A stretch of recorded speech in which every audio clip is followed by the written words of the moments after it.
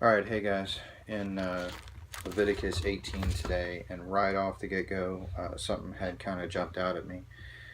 Uh, the Lord is talking to him here, and he says, "And the Lord spake unto Moses, saying, Speak unto the children of Israel, and say unto them, I am the Lord your God, after the doings of the land of Egypt, wherein ye dwelt, shall ye not do," and he's saying, "You shall not do," it's a command, "after the doings of the land of Canaan, whither I shall bring you.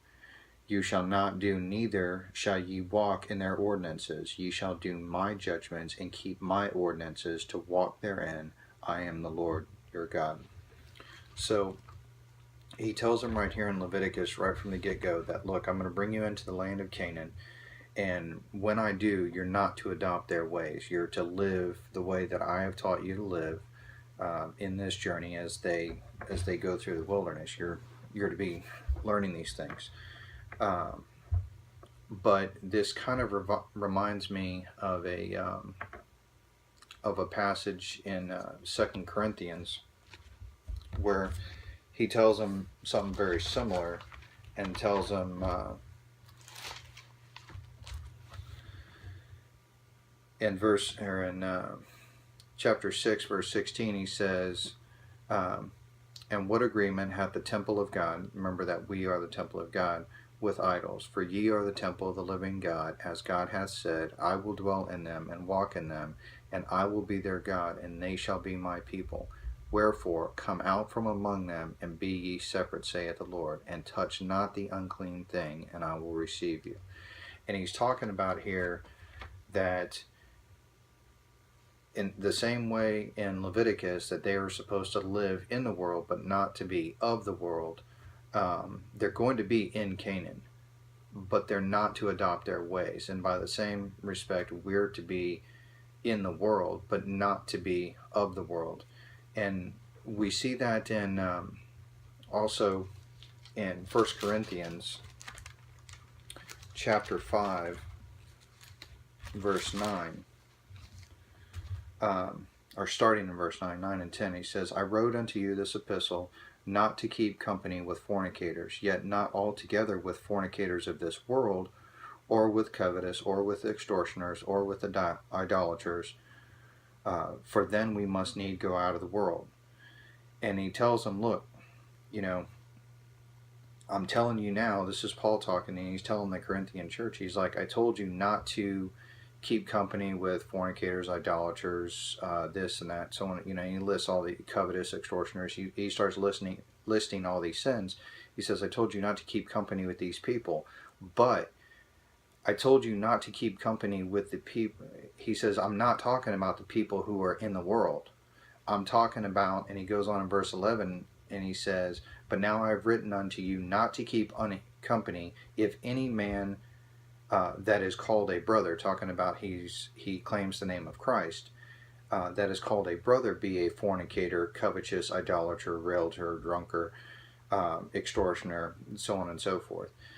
So basically what Paul is doing here is he's drawing a contrast, and he's saying, look, I told you that you're to not keep company with those who do these types of things, but I'm not talking about those people in the world. I'm talking about those who claim the name of Christ and then live in a manner completely opposite to it. And we talked about this the other day when I talked about Proverbs and what it is to take the Lord's name in vain.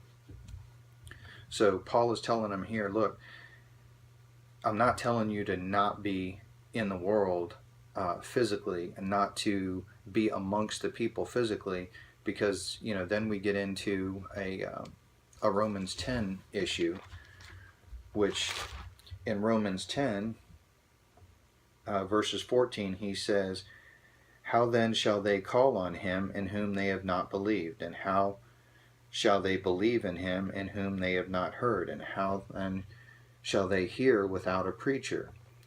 And how shall they preach except they be sent?"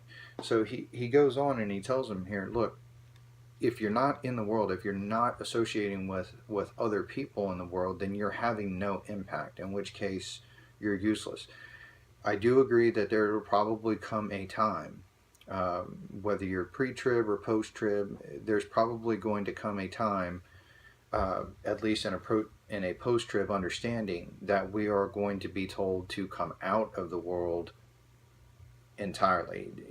Jesus did tell him, when you see these things happening, escape to the mountains, and so on and so forth. I don't know that I see that now. That's just me personally, but once again, a Romans 8 issue, we're to walk in the Spirit. So as the Spirit leads, that's how we follow.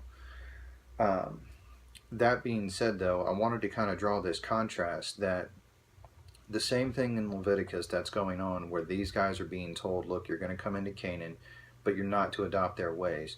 It's the same principle that we're being told today. Look, you're going to be in the world, and you're going to be amongst unbelievers, but you're not to adopt their ways. You're supposed to live separate, such that they can see how you live and you can have an impact on them. And that's our role. That's our role, at least for right now. And then just to kind of finish it off in 1 John 2:15, John says that to love not the world, and if we love the world, that the love of the Father is not in us. There's a lot of things about this world that people kind of get hung up on, houses, cars, success, all of these things. Once again, going back to that Proverbs 30 talk that I did the other day, be careful. These are all having things. Cars are not in and of themselves bad. Money is not in and of itself bad. The love of that is bad. And ask yourself, honestly, do a few minutes and contemplate. Do you find yourself holding on to money tighter when you have it or when you don't? I notice that when I don't have a lot of money, I'm just not gripped onto it tightly. When I start to have money coming in, and and I'm doing well and successful and stuff, I find myself grabbing onto it and holding onto it tighter. And that's something that I've just kind of noticed within myself. So if God sees fit to not make me rich, by all means, I thank Him for it, because I know my tendency is to drift away.